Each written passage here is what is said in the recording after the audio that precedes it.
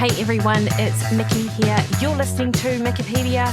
This week on the podcast, I speak to Dr. Stacy Sims. Stacy is, as you know, an internationally renowned exercise physiologist, nutrition scientist, and she is a passionate advocate for women in sport. Stacy has been instrumental in changing the narrative around female physiology in the training world, coining the now widely quoted phrase, "Women are not small men." And in this conversation, we really go deeper into where that messaging holds firm and where a more nuanced, individualised approach might be more appropriate.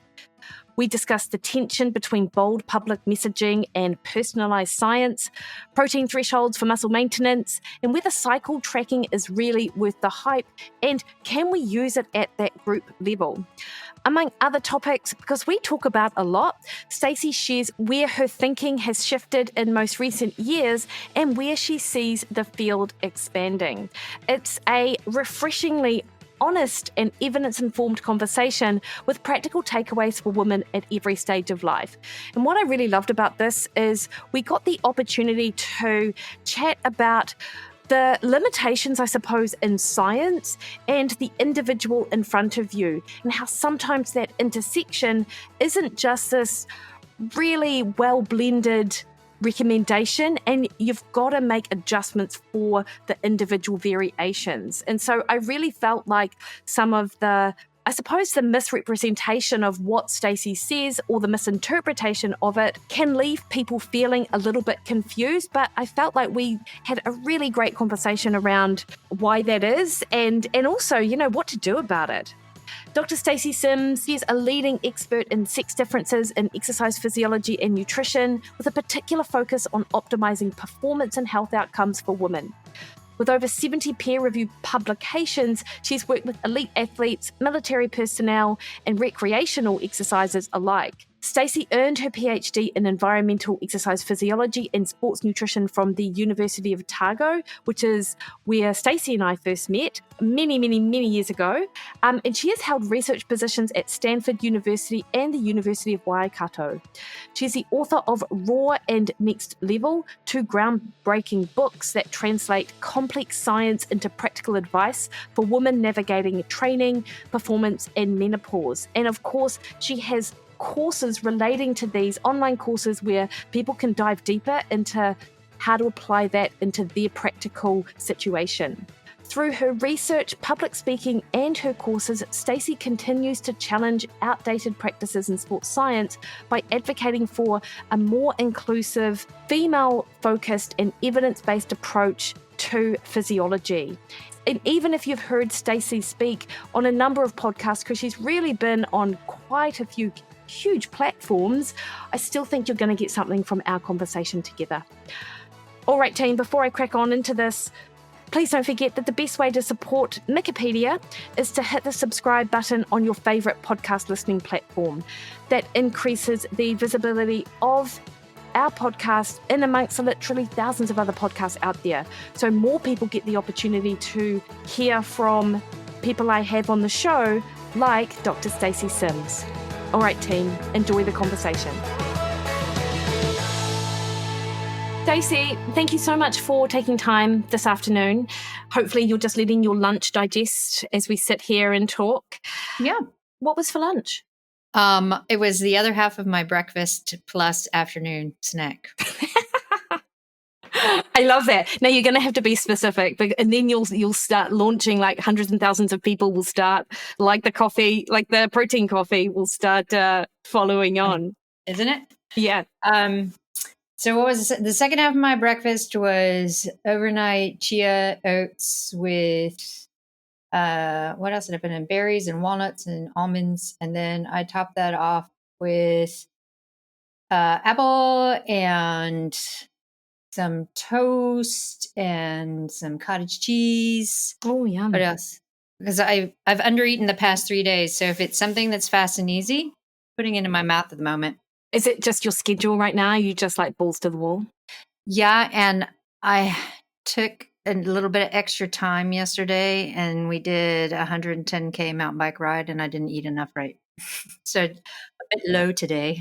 Oh, how fabulous. How was your ride? How was your knee on your ride, by the way? Knee was fine on the ride. Nice. It's just going up and down stairs, not so great. And that's like almost the experience of just being a middle-aged female. Sometimes I feel that's like me after a long run. Yeah. So Stace, I have gone to crowdsource some questions for you. Cool. I've got a few questions which I sent through earlier, which they're quite long, but they sort of speak to some of the things which you talk about all of the time. Mm-hmm. And then I was just sitting here just wondering about some other things, like I was eating my lunch and I thought, I wonder what Stacey's eating for lunch today. So I thought, well, I'll kick off with that.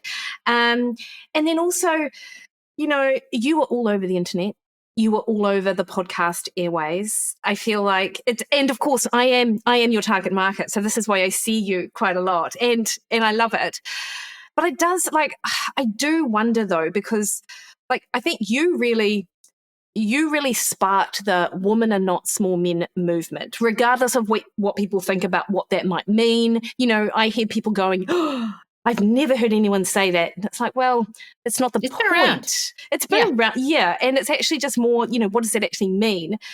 And of course, things have changed since you sort of spearheaded this movement. I feel like you were like this, you began sort of like beating the drum, and then everyone else sort of jumped on board for which was great, because studies have come out to have a look at, some of that earlier research and to critique it in the sort of context that it was done, and also how that might translate into actual human studies and things like that. But I feel like if it wasn't for Raw, and if it wasn't for you just really being quite, I suppose, absolute in what you say, I don't think that we would be having these conversations, and I don't think you would be on the likes of the Mel Robbins podcast and Andrew Huberman and all the rest of it. How does all of that feel? I feel like there's another entity that's out there, because when I'm here and I'm just hanging out with my friends, I'm like, yeah, okay. And they'll ask me questions and I'll say, well, this is what the science says. And we'll get in these conversations. And they're like, oh my God, we saw you on Mel Robbins. I'm like, what? Who is that person? It feels weird because I am ultimately an introvert, but then I see there are 33 fake me's on TikTok, and there's a fake me on X or Twitter, and they're spouting disinformation, and that really affects me because I don't want to be a purveyor of misinformation. I'm not giving opinions. I'm disseminating the science. It's not just one research study. It's a holistic viewpoint.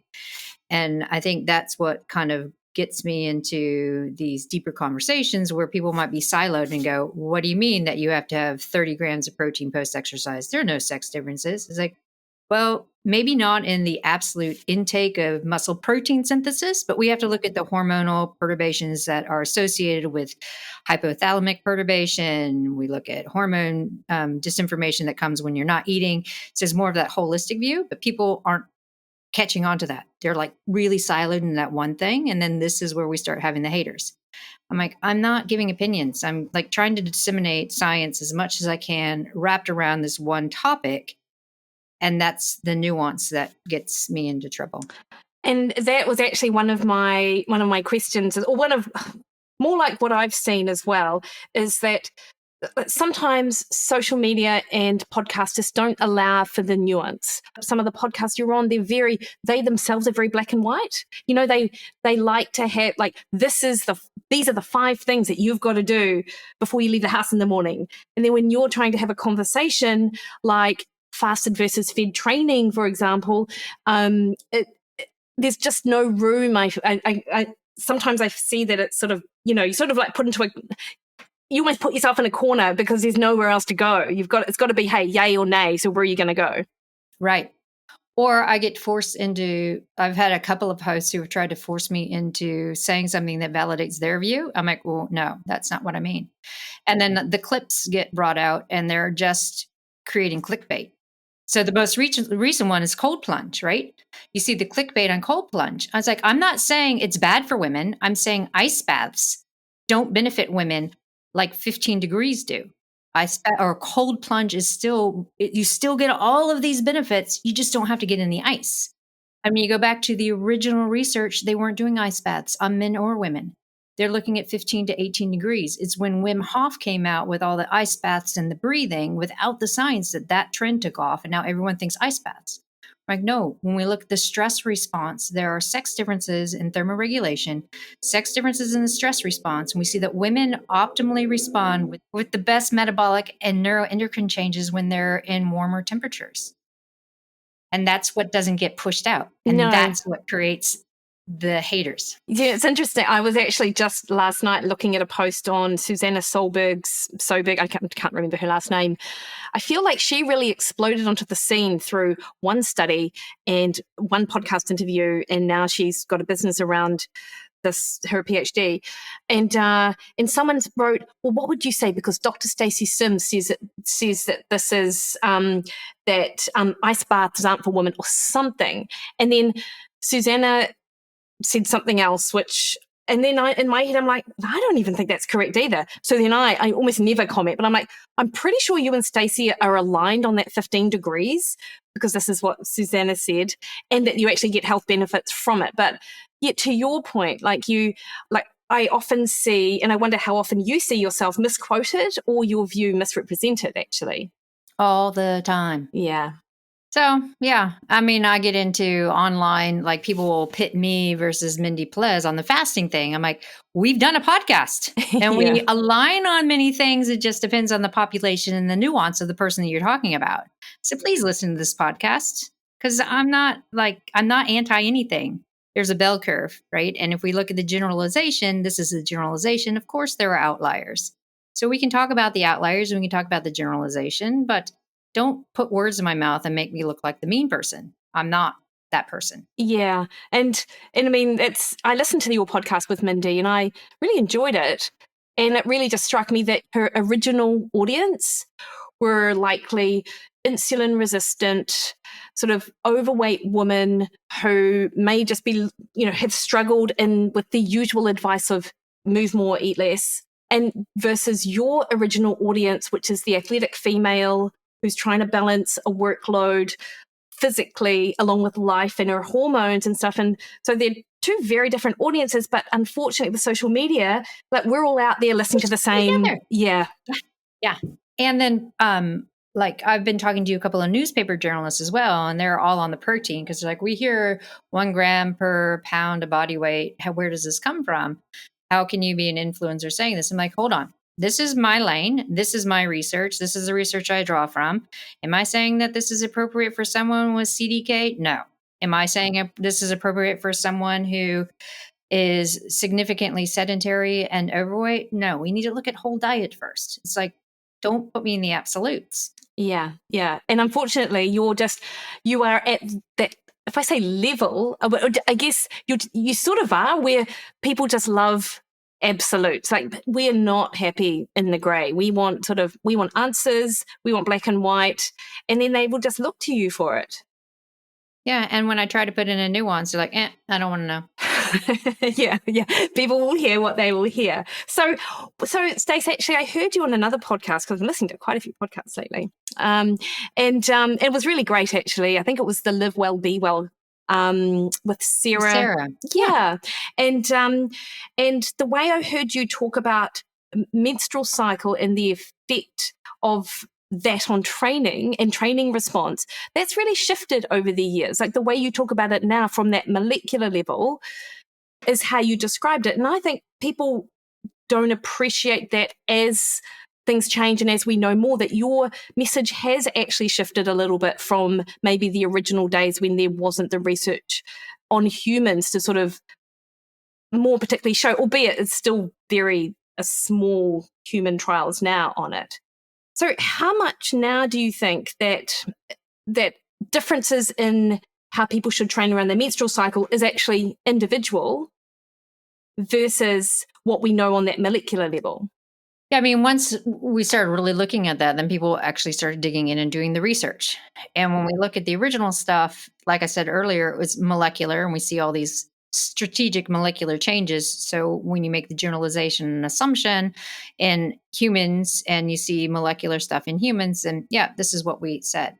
Then we start looking at, okay, well, what about the psychological component? And now we have ovulation. Like people were kind of ignoring ovulation. You look at the earlier studies, you might have a bleed, but that doesn't mean you're ovulatory. And there wasn't a lot of confirmation. So as we go through now, we're seeing, okay, one, we have these ideas around what does ovulation mean? If we can confirm ovulation through blood and urine metabolites, great. But there's a very, very small population of active women who actually ovulate all the time. And we can't retrospectively go, okay, well, day 1 was your bleed, so day 14 is ovulation, because we don't even know if that bleed was representative of an ovulatory cycle. So when we're looking at it, we still have the people that say there's absolutely no impact of menstrual cycle on training. It's like, well, maybe, but if you talk to anybody that trains on a regular basis and you look at top teams of women, there is an impact. Maybe it's psychological, maybe it is a little bit of the hormonal effects because we see all these changes that occur. So you can't discount it. So that's the conversation right now. So now it's like, okay, if you confirm ovulation and you know how you feel with that confirmation, then you can start to see your own patterns. If you can't confirm ovulation, then still keep track of sleep, how you feel, what your cycle's doing. Look at your bleed pattern.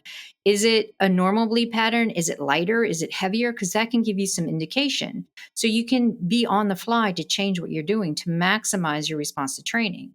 Because if you're going to go and you're going to push on a really hard day when physiologically and psychologically you just don't have it, then you're not going to get the most out of your training on that day. So as the science evolves, I'm evolving with the science because the more I learn, the more I want other people to learn because I'm always learning. I've encountered some people who are top of their field and they're like, I know everything. I don't want to learn anymore. I'm like, how can you know everything?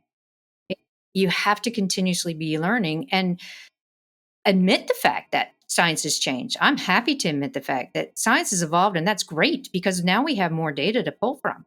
So let's explain that a little bit more and get into the nuances of that. And yeah, and it benefits women because if they see a change in their bleed pattern, it gives them the opportunity to go, oh, wait a second. Am I not stress resilient? What's happening here? So it is an early warning sign that you as an individual can actually keep track of. Or if you miss a few, then you're like, well, what's going on? What's happening here? Yeah. And also, I think that I always think about like the evidence in front of us as being not just what you see in the literature, but I mean, I like to think about, how we've evolved to adapt over time and over the, hundreds and thousands of years that we've been on this planet. But also, what about the individual in front of you and, your client base and things like that? Because I know women who feel absolutely bulletproof around ovulation. And I know others who just want to sort of crawl up in a ball and just not come out for 3 days. Right. And there's a middle smirch, which is the pain upon ovulation that goes undiagnosed and isn't talked about. But we did a survey. We had over 3,000 responses of women who said they get it. And it's arbitrary on either side. It takes them out for a few days. They feel completely wiped out. They go to their physician and the physician's like, well, there's nothing. Like, that's nothing. It's just in your head. And like, no, it's actually physically real. So you have to put that into the context too. Like you're saying, it's a sociocultural thing that people just ignore. And also, if you come from a family background where you never talked about your period, you wouldn't really want to say, oh, I'm tracking it unless you're in the confines of a safe environment. Or if you come from, unfortunately, my daughter's going to have this where everyone talks about it all the time, then it's not that big of a deal. You can talk about, right? So we still have a long way to go. I'm just happy that it is starting to evolve. Yeah, nice one. And what tracking apps do you recommend that people use? There's 2 really good new technologies that have been FDA approved that look at urine metabolites, and it's an app on your phone. So it's in the fertility space, and they are looking at dipsticks and tracking your LH surge, confirming ovulation with urinary metabolites. And you can use that to track all the other things that you would on something like Fitter Woman or Wild AI and that kind of stuff. So you can be really advanced in that. Or you can do pen and paper. You can use whatever works for you. I do like some of the newer apps that are using algorithms written to their own data so that the AI is driving insights based on your own data to give you better insights. So there's a lot of new stuff that's coming out in femtech that is realizing that typical algorithms don't work for women. So they're rewriting them specific to the data that they're collecting. You have to kind of look around because there's so many things out there. So if you're looking for something that's more objective, looking for urinary metabolite confirmation, if you're looking for more insights to kind of confirm or not confirm what you're thinking about yourself, then you can look at things that use AI algorithms that's based on your own data. Yeah. Or if you're old fashioned, pen and paper. Yeah. I love that one that it's looking at you and your own patterns. Because, when you look at studies and you look at other sort of data sets, if you like, oftentimes we're reported on averages or, we're compared against an average number, which regardless of what you're looking at in science and physically in exercise science or just health, like very seldom is anyone like an average. Yes, the bell curve. Yes, right? The bell curve, yeah. I was explaining that to my daughter. I was like, look, here's the bell curve, and everyone's so focused in the middle. And of course, we have outliers, and we have to actually understand that those outliers are just as important as the curve itself because you learn a lot from the outliers. And sometimes those outliers are close enough to the curve, they get washed away in that curve. So we really have to, I learn a lot from what's on the fringes to then overlay on what's on the average. But you have to be careful with the data that's coming through because there still are quite a few studies that will take men and women and put them together, which then washes out the outliers. Yeah, interesting on that because I've seen people say, we've done studies and now we know that there's no difference between, in any of the menstrual cycle phases, and therefore we don't need to worry about accounting for menstrual phase. And this has opened up the field in exercise science, so now we can bring men and women all together and treat them as one. I know. Thoughts? It's frustrating. Okay.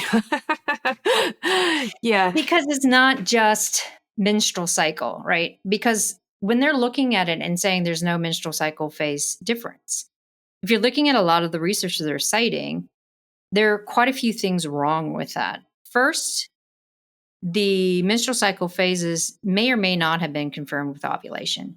Second, it's primarily the unusual population of eumenoric white women.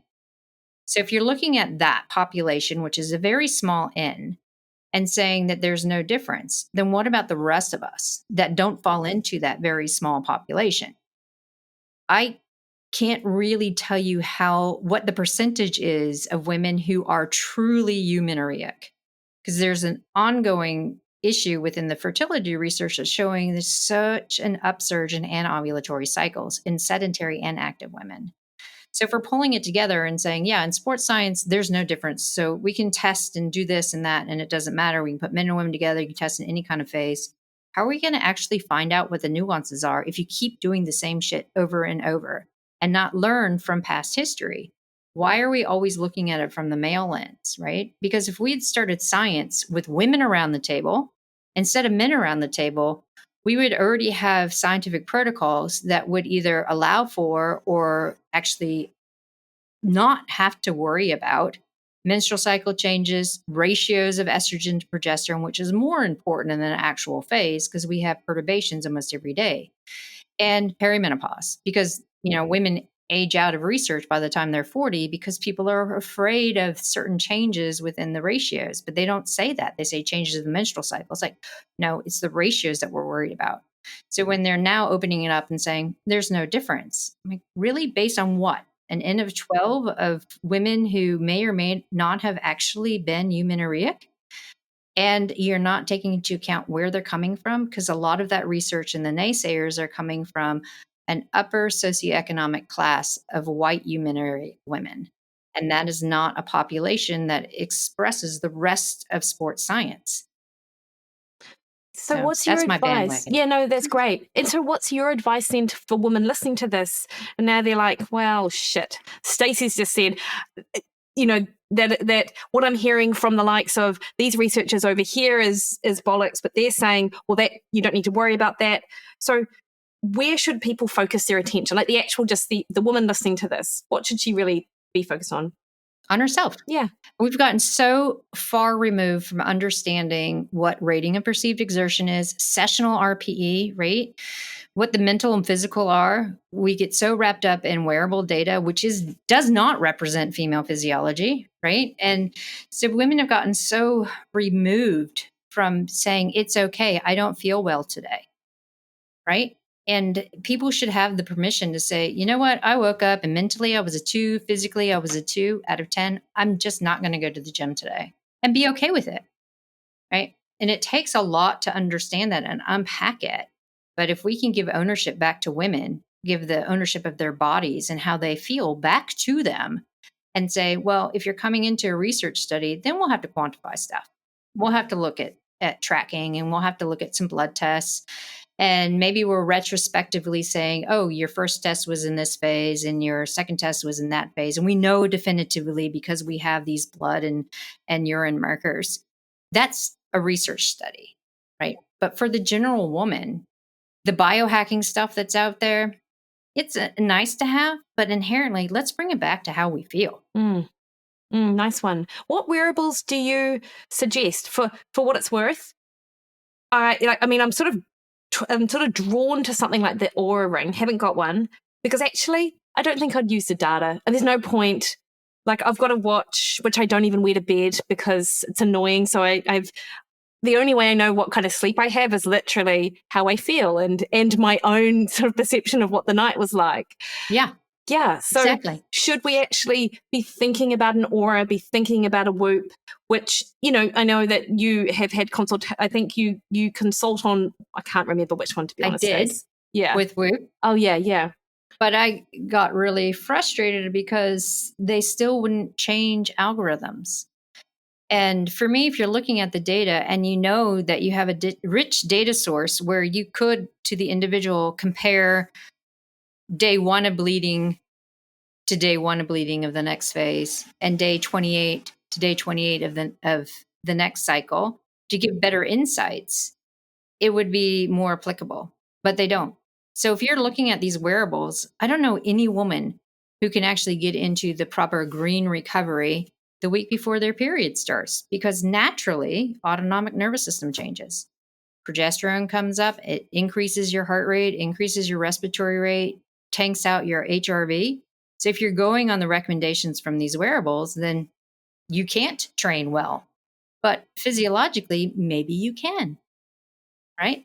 So I have a watch just like yours. It's on analog and it's not attached to anything. Oh. I like mine for the steps, actually. That's my goal. I feel like I'm a professional step getter. Oh, I've got steps on there, but that's about it. It's not attached to my phone. It's not attached to anything. Yeah. Yeah. I gave up wearing Whoop just because I was like, I don't use the data. And so why am I allowing my data be collected if it's not really being used for me? I feel like people get emotionally hijacked by what they read as well. It's like the same with the scales, and with any way with which we may be able to measure what we then tie into our worth. It's, that there's this emotional regulation issue. And if you can't objectively look at the numbers, then they're just not that helpful. No, not at all. Yeah. And I keep trying to diss the diet culture and tell people, like, let's see how strong you can get. How much lean mass can you show and feel you have? And if you put that lean mass on and you're obliged by the scale, you're not going to be happy. Speaking of lean mass, I mean, you're pretty jacked. Like, is this just some sort of genetic, is it genetic, Stacy? Like, you've got the best shoulders and arms. Everyone says that. Everyone is not lying. Is it are you just very, is it in your genetics? Or have you just trained really hard? Probably both. I've trained because, if you look at my lower body, I have been trying for years and years to develop hamstrings and glutes. Super strong, but the lean mass just isn't there. And that could be because I have really long femurs and attachment points and that kind of stuff. Upper body, I was a collegiate rower. I rode high level. I tried forever to lose all my upper body mass when I was racing bikes. but I can look at a kettlebell, and with the history of strength training starting when I was 16, boom, shoulders come back. Stop it. Just say that and every woman listens and go, oh, bloody hell, that's Stacy Sims. Yeah, Jealous. but I try to do lots of squats and deadlifts, and I put the weight on, but it's still got skinny pin legs. Yeah. Stace, so if we think about the menstrual, I just want to finish off with the menstrual cycle stuff. I find it super interesting. Now, I think, are you involved in a study, or you're leading a study through Massey looking at the menstrual blood? Like, I remember, I heard about that about a year ago. So where are you at with that? And in fact, is it all right if you just give a sort of brief on what it is you're actually looking at? Yeah. Yeah. So a few years ago, I had the opportunity to sit down with my mentors, Marcia Stefanik at Stanford, and we're talking about menstrual fluid as being a marker for so many of the common blood draw tests, because it's something that is non-invasive. A woman produces it every month or so. So why weren't we looking at it? And Marcia's like, well, there are some people who are trying to look at the proteomics of the menstrual fluid. So then I came back and had a meeting with Claire Bodenhorst, who's at Massey. And she's like, this is a great idea. So we're like, okay, let's try to design a study and see what we can find, because we want to see, can we look at diabetes? Can we look at heart, cardiovascular risk factors? Can we look at PCOS, endometriosis, maybe HPV? What can we find in the blood? So we just finished data collection of 105 women over the course of 7 months each. So massive data pool. Yeah. Found that day 2 is the best day to actually get the adequate amount of cell differentiation within the menstrual fluid. And we have definitely been able to determine A1C from it.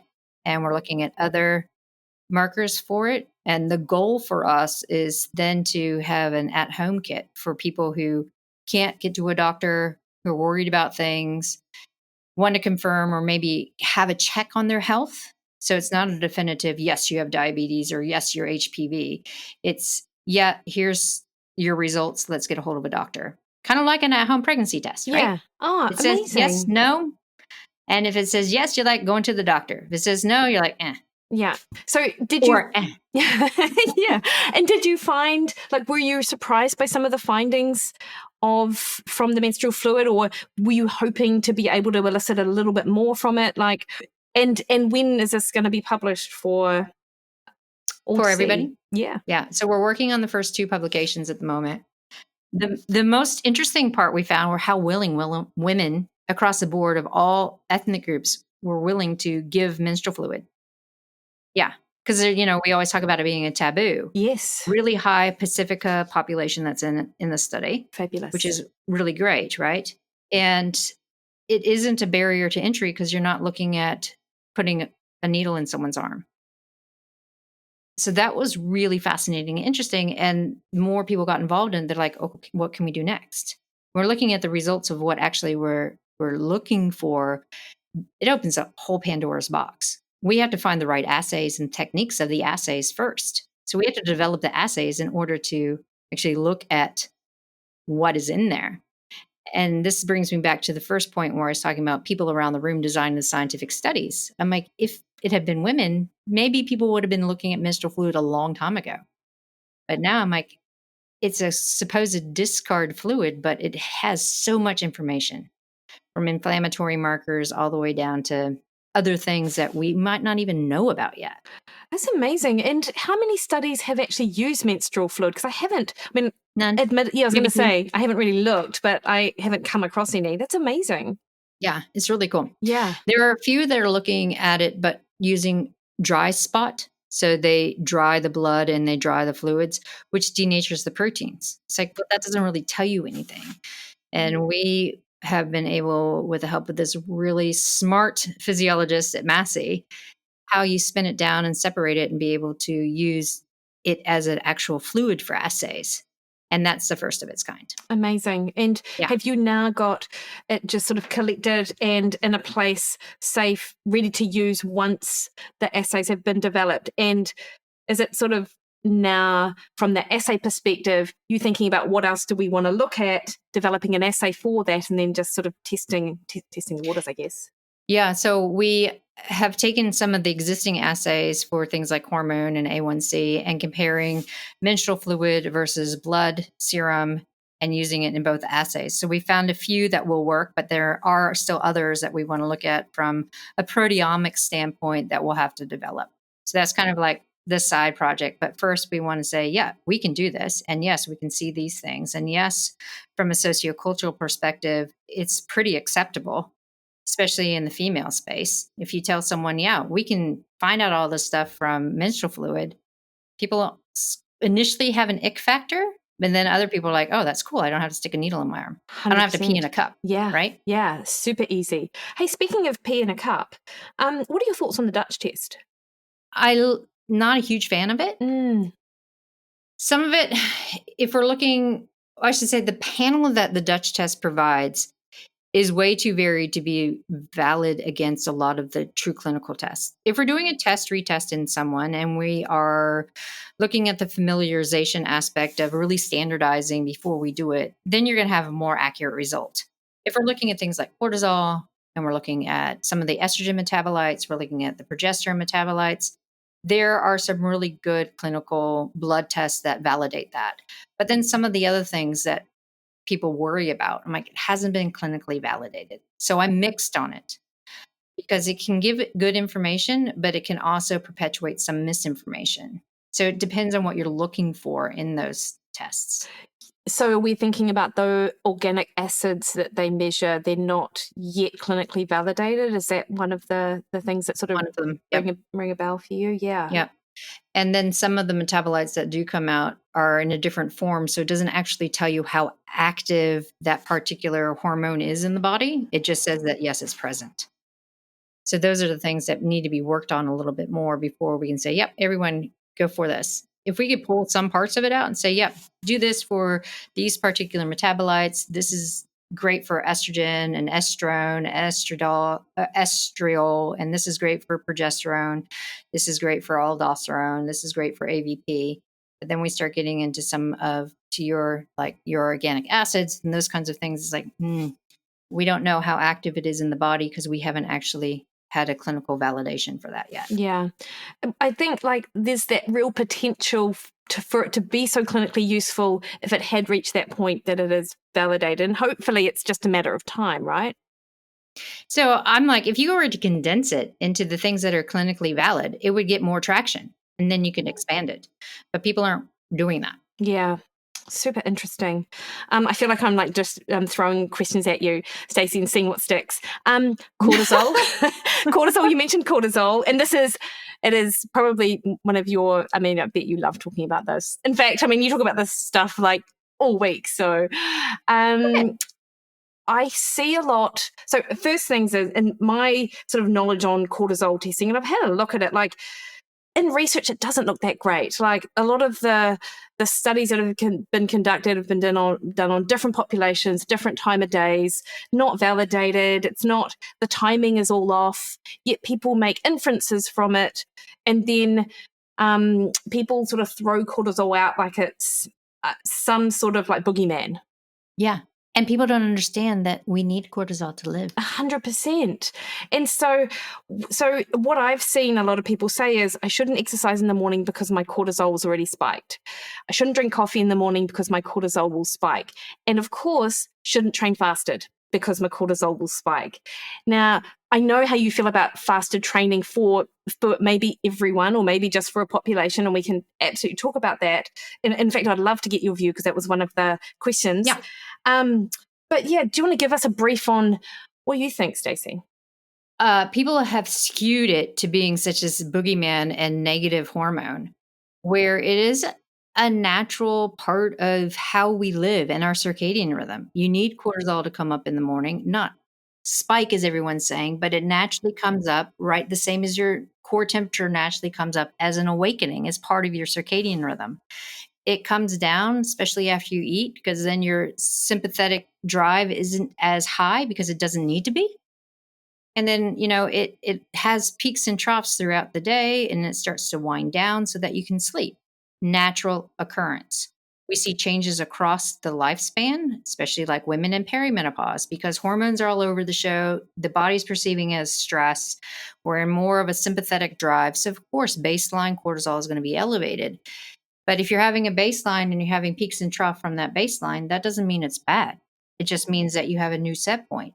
But what becomes bad is the dosage, right? It's the devil in the details. If you're continuously elevated in a sympathetic drive and your baseline cortisol is at a level that used to be a peak, we have to do something about it.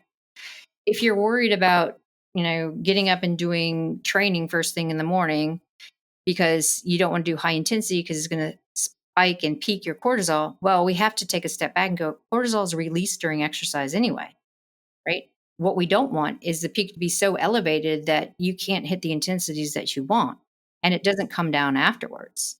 So how do we mitigate that? How do we manage that? And so I'm with you. It's like it's gotten a bad rap, but it's not. It's something that's necessary for us. And we have to have these peaks and troughs throughout the day, just the same as our luteinizing hormone goes up and down throughout the day. We have different spikes in estrogen, different spikes in testosterone across the day. But I don't think that it's been really well studied to understand those nuances. And again, it's the individual. Like some people are super sensitive to it because they're more parasympathetic driven. And then all of a sudden their sympathetic drive comes up. Right. And other people are like really energetic and sympathetically driven all the time. And that doesn't create undue stress. Yes.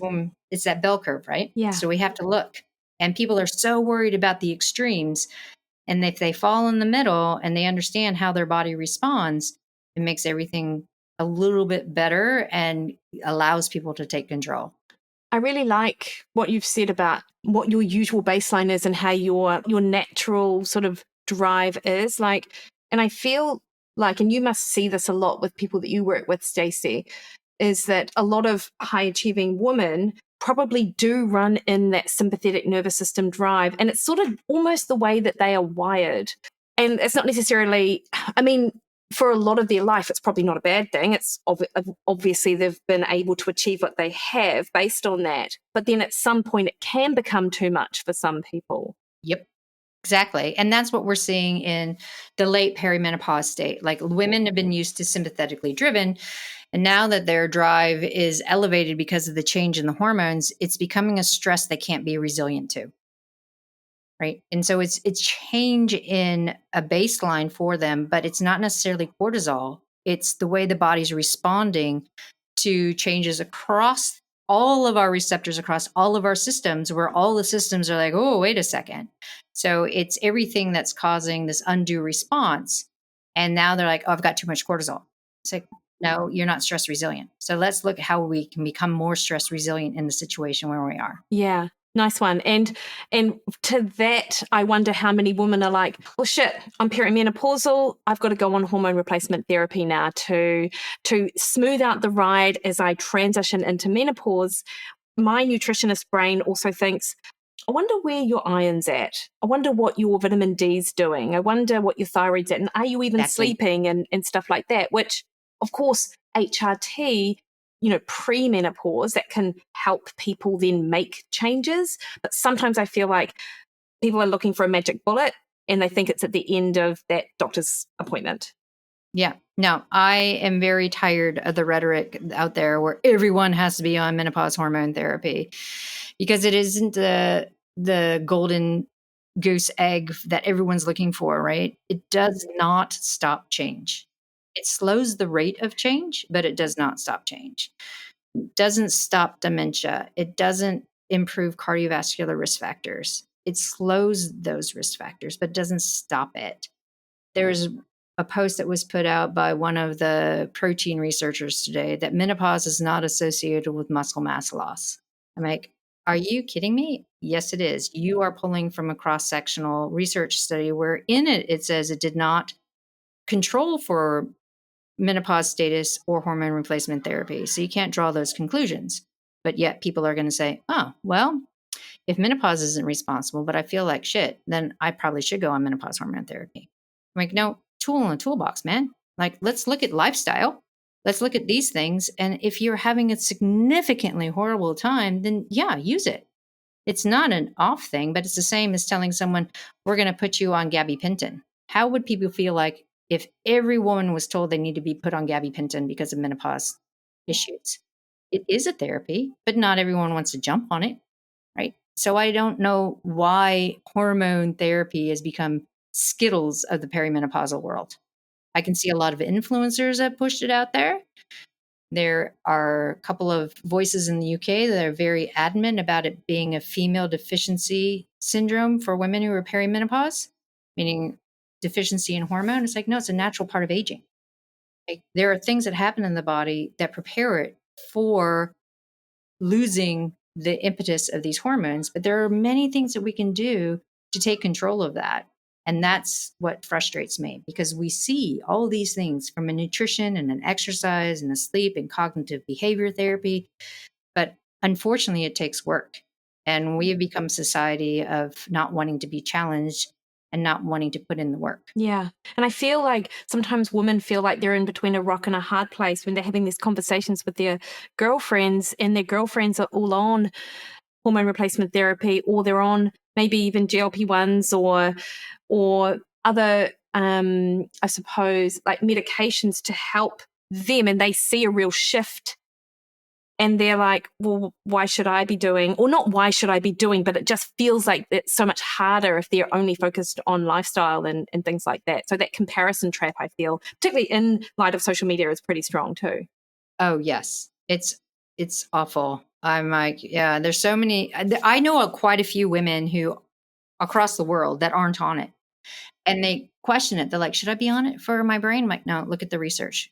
Yes, estrogen receptors light up because there's not a lot of estradiol, but that's normal, right? It's trying to get everything, but we're also getting the signal for downregulation.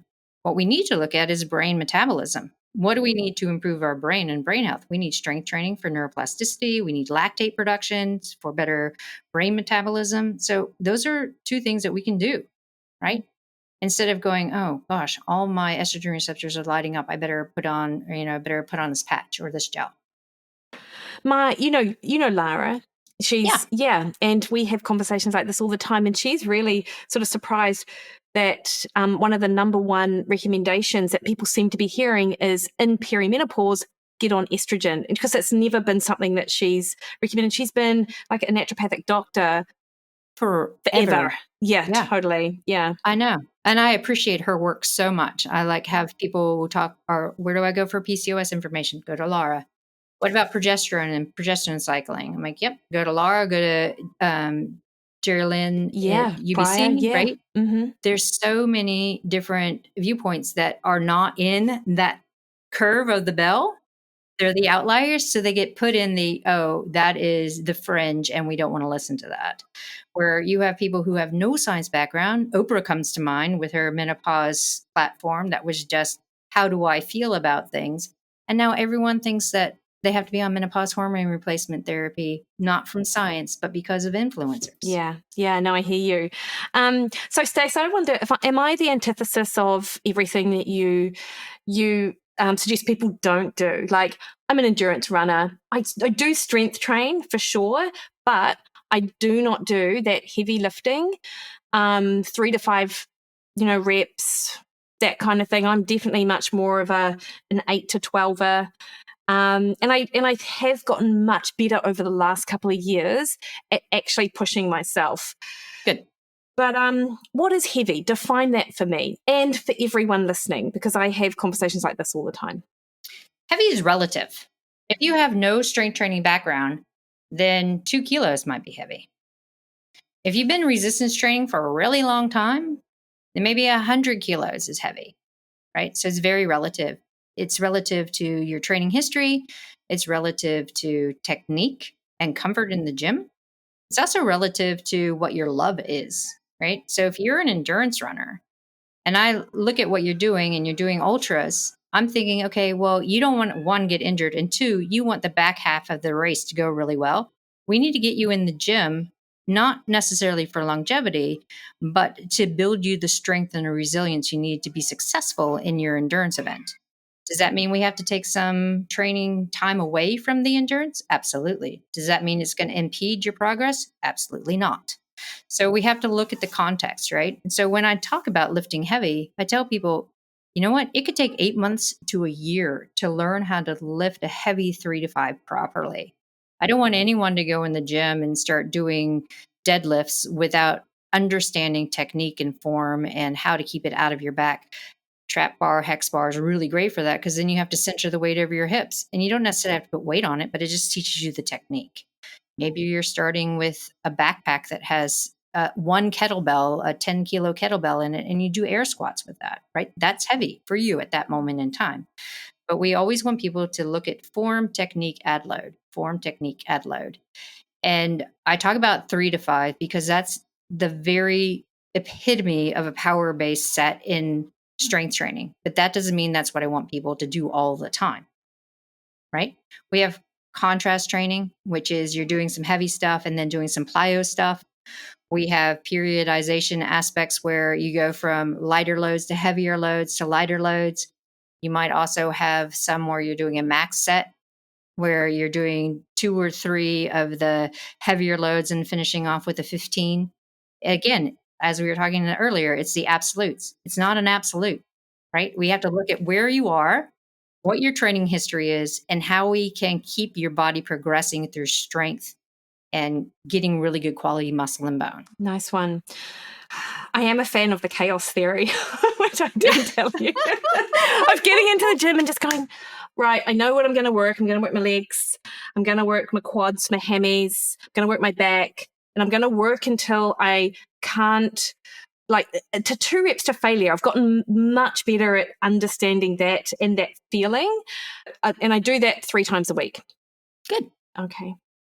Perfect. Good. And I thought that you would say heavy is relative, because, of course, I hear all the time, Stacy says you have to do X, Y, Z. And I'm like, that's not, there's no context to that. And given the opportunity, I knew that there would be, there's always context. I mean, we can't, So here's context for you. Mm-hmm. Because of my injury, right? I have realized that I can deadlift quite a bit and I can hip thrust quite a bit. But hamstring curls, my hamstrings were cramping with a 5-kilo dumbbell today. Ouch. Yeah. So that's relative, right? Yeah. I'm like, that's like, I don't know, 1/25th of what I could deadlift. Yeah. Yeah. Right? So it's context. Yeah.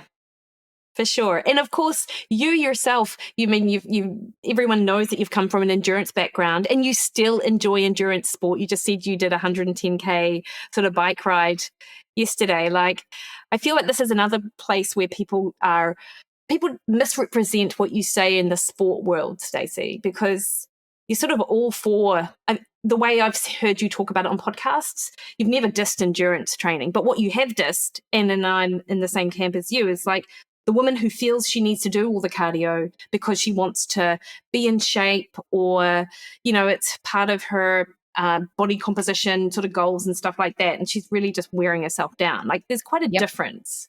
Absolutely. Yeah. I started endurance when I was 13 and it's either ballet or running. And my instructor's like, you need to choose running. So I've been running since then. Right. And it's been the love all the way through. But as you get older, your body starts to need more. It's like, okay, I need to be stronger.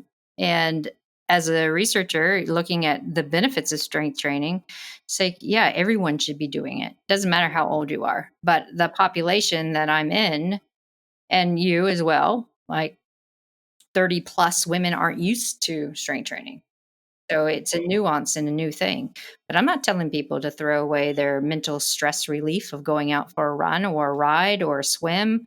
No, absolutely not. Because the mental health capacity is so important, especially when you're surrounded by so much noise that we are now. Yeah, for sure. And I definitely, from a training load over the last few years, really changed how I approach running from a load perspective. Like, I'll have a few high mileage weeks, but seldom is it, it certainly, I think 80 would be, or 85 is my usual if I'm training. 60 would be my sort of off season type thing. Yeah. And with the ultras, you have to spend so much longer out there. So it's actually a lot lower intensity, which has been super enjoyable. Yeah. Yeah. I mean, I think about when I was bike racing. If you did below 300K in a week, then something was wrong. It's like, how can you fit that in with the rest of life? You can't. Do you have any ideas, Stace, how, a lot of sports have changed like that? Like running, like there is a more of a push towards that sort of higher intensity, maybe the polarized, recognizing that it's not all volume. Has swimming changed at all? I mean, I don't think so. Yeah, I don't think so either. Which is crazy to me because kids that I'm talking to, they're like getting up at 6 o'clock in the morning. They're back in the pool after school for a couple of hours. It just seems so it seems a lot. Yeah, it is. I've worked with a few younger girls who, starting to feel like they can't hold the water properly and really ungangly. I was like, well, one, your body's going through a lot of changes around puberty, so your whole biomechanics are changing. But two, the load that you're under, if you're looking at swimming 3K twice a day, that's just way too much. Like, the coach is being amiss when it's trying to put that kind of volume and loading. So pull them out. You can do some dry land training. We're doing 3 squads a week and you're racing better. Yeah. So what does that tell you? Yeah, interesting. And I wonder whether it must all come down to culture, right? And what swim coaches do worldwide. I wonder how many swim coaches are actually doing things differently or just a little bit afraid to do it differently in case people bomb out at the latest competition. I think that's, I mean, I've seen our squad evolve from coach to coach, and it used to be something that was very manageable, and people were progressing to something where now a lot of people are wearing fins to keep up, and the load has just gotten so much and numbers are dwindling. So if you're thinking, okay, well, as a coach, what's going on here, right? But there isn't that pause. And I see that as happening more and more, where you're getting younger coaches coming in who have learned from the older coaches where volume is key. And it's having a lot of burnout effect, especially on younger athletes who are like trying to progress and they just burn out. Yeah. And I don't know, I don't know if you even know this, but has that changed? Has the athlete changed over the years as well? Like, were kids better able to get into the pool 20 years ago and do 6K in a day compared to now? Or Probably, yeah, I would say so. I was on a call earlier today, and one of my colleagues was talking about his wife was works in a podiatry office, and a 5-year-old came in complaining about foot pain. And the podiatrist was like, well, how much loading does he do? And what does he do for physical activity? Watches screens all day, doesn't go outside, all that kind of stuff. And so they're like, go away for a month, make sure he goes outside a half an hour every day and plays, get some loading in the foot. Came back a month later, his feet were normal for a 5-year-old. It's because they're not having the proper loading. Whereas if you think 20 years ago, kids were active all the time, walking to school, riding to school, playing on the playgrounds. They were looking for their friends after school, playing and stuff. So jumping in the pool was just part of that they did, because the fitness level was much more elevated than it is now. Yeah, and as I understand it, you've got a bit of an eye on puberty right now, don't you? You have a course coming out soon? Yeah. 3 weeks, our next course comes out. Nice one. So who's it for? Primarily for 15 plus girls and healthcare providers, parents, coaches, men or women, doesn't matter. But it's just explains all the physiological and biomechanical changes, the sociocultural things to be worried about, how to coach, what's different between girls and boys with regards to coaching and conversation and language. I see it even like my daughter's 12, almost 13, and just the difference in engagement between her soccer team and the boys' soccer team. And the coach is not quite understanding why they can't coach the girls like they do the boys. It's like, well, girls don't want to be singled out. But if you have them doing pair stuff and footwork together, they think it's fun and engaging, and then they fly. But for boys, they like to be pitted against each other because they have that aggression. So it's a different way of coaching. So you'll go through all of those nuances in the course to try to help elevate how we are approaching developing girls, trying to keep girls in sport, trying to get them to understand that biomechanically they're changing, as well as the physiological and the menstrual cycle. And you have a plateau and a little bit of a dip, and then you come back out of it. Because those things are not discussed. We just throw them together and say, okay, let's see what we do. But we have to reteach our girls how to run, how to throw, how to land, how to jump, how to enjoy sport. And that's not being done. So that's the goal. Yeah. And you mentioned girls 15 plus. Is it for parents with like younger girls as well? Like sort of pre-puberty? Absolutely. Yeah. It's just the information in there is a bit saturated for younger ones. Yeah. No, appreciate. Hey, some of my crowdsourcing questions, just to finish up, Stace, because I'm mindful of the time. Someone asked when you were going to update Next Level. Next Level just came out 2 years ago. What, you don't have 100 hours to rescale the research? It's quite new. Was it last year that it came out, beginning of 24 or end of 23? Or Roar Part 2 came out last year. Yeah. Next Level came out a year ago, May. Okay. Oh, wow. Yeah. So that's very new. Okay. So yeah, no, we are good there. Okay. Nice one. But it'll be down the pipe. Yeah. We got to get a puberty one out, maybe a longevity one. Oh, I love it. Update a few things. Yeah. Nice one. Protein recommendations for women. Are you happy with them at 1.6 to 2 or 2.2? Is that sort of where you put it? I do. And there, as I was saying earlier, explaining to some of the popular journalists, when we're looking at the literature, one, we know it helps attenuate sarcopenia in older men and women. We see that it's important for regeneration, repair. The current RDA is on really poor nitrogen studies and sedentary men, not women. And if you're trying to lose weight, we see that the higher protein intake helps preserve lean mass and bone and facilitate fat loss.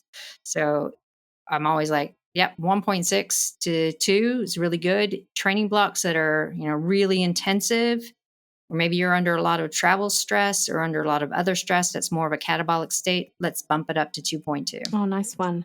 I often recommend my vegetarian clients, but mostly women, have an essential amino acid powder alongside a lower protein meal. Yeah, that's okay, good. Yeah. I tell people to, if you are looking at using a pea protein isolate, which is right on the cusp, you might want to add some EAAs to that just to boost it up. Yeah, nice one. I like that idea of adding it to a lower protein meal. Yeah, just because some people just do not have an appetite for protein, and older people especially. And in fact, I tell my dad, like I get him loaded up on the amino acids for that reason, because he takes like a 300-gram cut of meat and it lasts him the entire week because he's 73 or however old he is. And I'm like, Dad, we need to do something about that. Yeah, I try to get my mom to up her protein because I've been home quite a bit the past few months and getting everyone on the protein bandwagon, my sister, my mom. And so I was telling my mom, okay, you can add some protein powder to your yogurt. And she's like, I eat that and I'm full all day. I'm like, okay, we need to modify that a little bit. Yeah, okay. So my mother-in-law, same thing. She starts her breakfast at like 10 o'clock and it's berries, yogurt and protein powder. She puts half of it away until like 2, then has a muffin.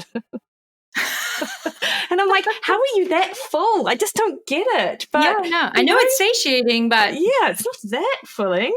I know. Yeah. Stacy, if someone trains fasted and they feel absolutely fine and their hormones are great and their body composition's fine, would you tell that person they need to change what they're doing? I'd say ideally, yeah. Yeah, okay. I would. And there's a lot of rationale behind it. Again, I'm looking from the holistic. As an exercise physiologist looking at that, and you're going in and you are trying to train hard fasted, first thing that comes up is what fuel are we using? Especially we're trying to hit high intensities or we're trying to do strength work. High intensities, we aren't using fat, right? So we need clear out our blood sugar, and then we know women start to use more amino acids and not so much fat. So if we're looking at high intensity work, we're chewing into our muscles. If we're looking at strength building work, same thing, right?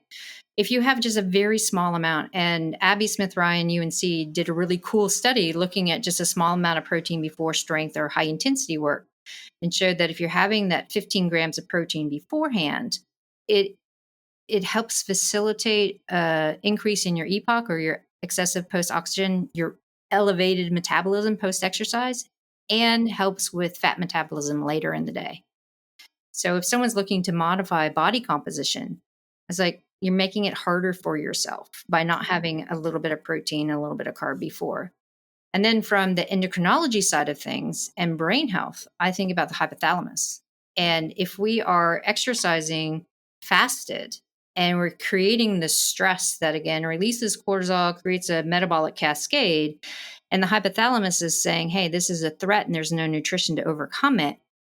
There's some key down regulation that occurs that can affect appetite hormone, our luteinizing hormone pulse.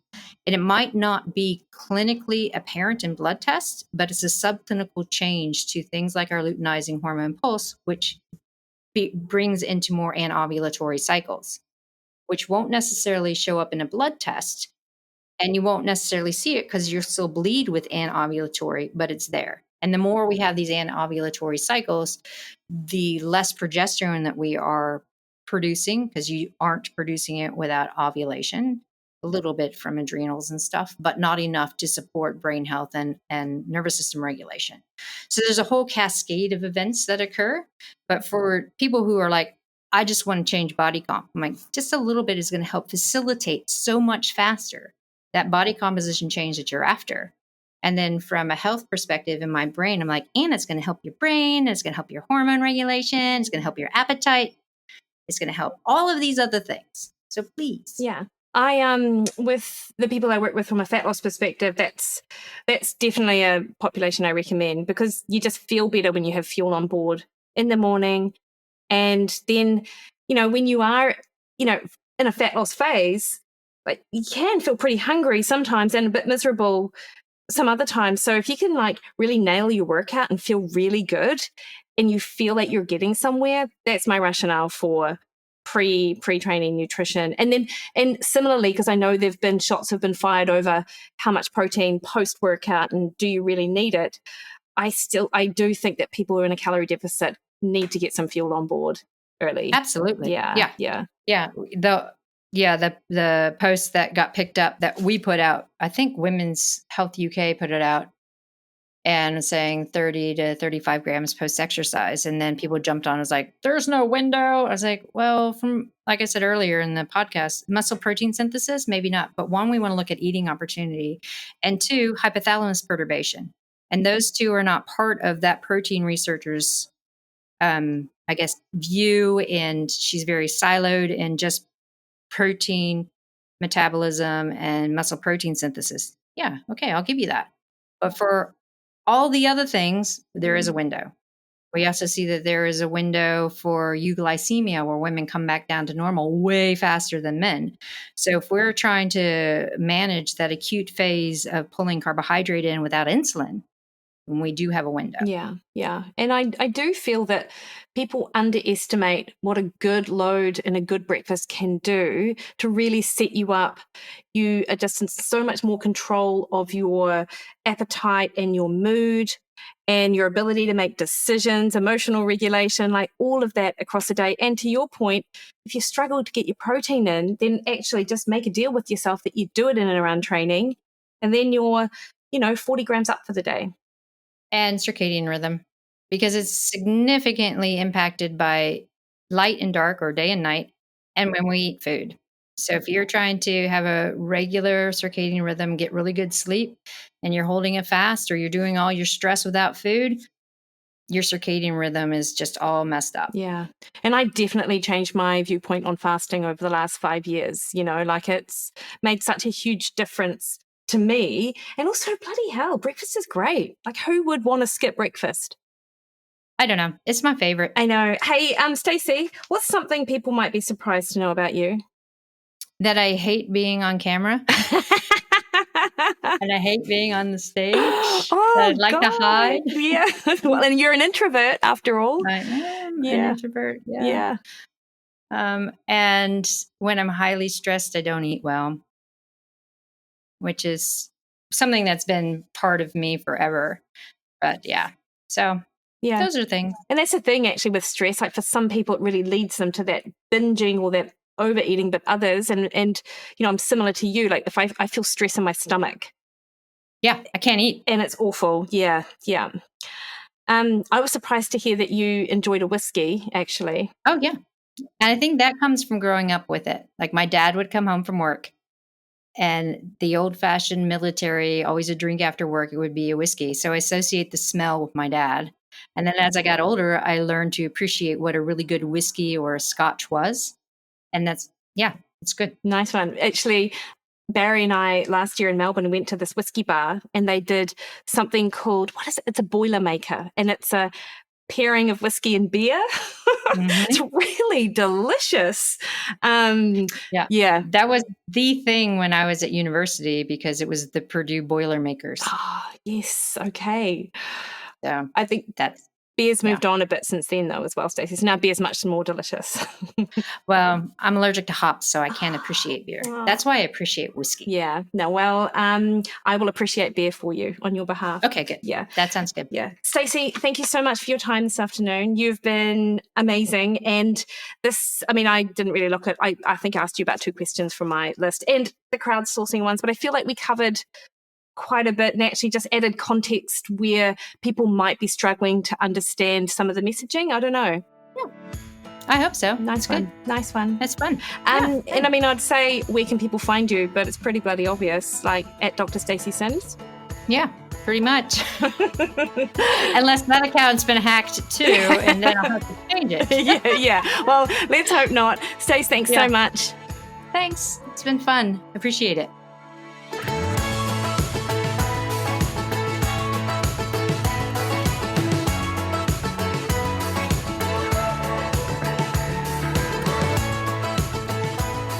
Alrighty, hopefully you enjoyed that. I know that people just love Stacy, and I really loved having the opportunity to chat with her. And it was so nice because we really have known each other for over 20 years. Even though we've moved in the same circles, we really haven't connected. And I feel like that's really changed over the last few months. So I was really excited that she was willing to come on. And next week on the podcast, I bring back another fan favourite, Dr. Dan Plews, and we chat about his transition into the hot new sport, high rocks. Until then, though, you can catch me over on Instagram, Threads, and X at Mikki Williden, Facebook at Mikki Williden Nutrition.